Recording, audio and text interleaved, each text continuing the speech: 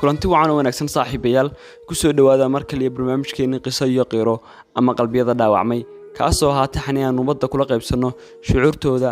haddaba inteenan u gudgalin haddii aad nagu cusub tahay nala saaxiib oo subscribe noo saar channelkana taabo si ay ku soo gaaraan kuwani ka dambeeya isla markaana video-ga like saar qisadan waa qiso jacayl oo ku dhacday gabadh Soomaaliyeed oo jeclaatay wadaadka ama sheekha dhalinyarada ah ee lagu magacaabo Sheekh Abuubakar oo ku nool waddanka Ameerika gabadhan magaceeda waxaa la dhahaa Hodan da'deedu waa 17 jir waxay ku nooshahay magaalada Hargeysa ee caasimadda Soomaaliland waa gabadh aad iyo aad u daayar waxay la daalaa dhacaysaa jacayl daran oo ay qabto wiilkaas lagu magacaabo Abuubakar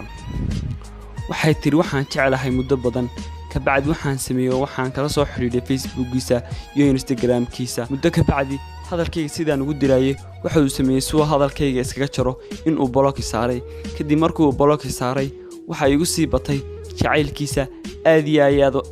aad ayaan u xanuustay muddo 3 bilood ah waxaan la xanuunsanay jacayl aan qabo dhakhaatiirtii magaalada ayaa la geeyay waxay dhaheen cudurkeeda ma naqaan gabadhan haddii aan codkiisa dhageysan Abuubakar habeenkii hurdo fiican ma seexdo markasta oo aan seexanayo waxaan dhageystaa muuqaaladiisa si aan hurdo raaxo leh u helo daawade gabadhan ayaa waxay ku sugan tahay xaalad halis ah haddaba gabadhan oo la dhaho Hodan ayaa ka codsatay cid walba oo aragta baaqeeda in ay sii shargareyso si ay fariinta u gaadho